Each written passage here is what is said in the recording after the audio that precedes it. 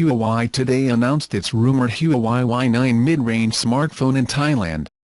Bringing the recent trend of higher screens to the lower end of the spectrum, Huawei has included an 18:9 screen that is flanked by thin bevels.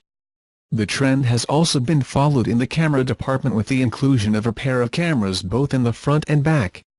The device had leaked several times during this week, giving a look at its design and some of the specifications, most of which have now proven to be true.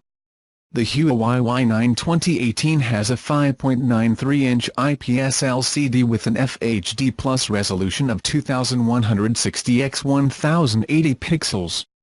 While powered by the Hi-Silicon Kirin 659 octa-core chipset in the house with a maximum clock speed of 2.36 GHz, it has a 3 GB RAM memory and 32 GB internal storage, which can be expanded via a microSD card up to 256 GB.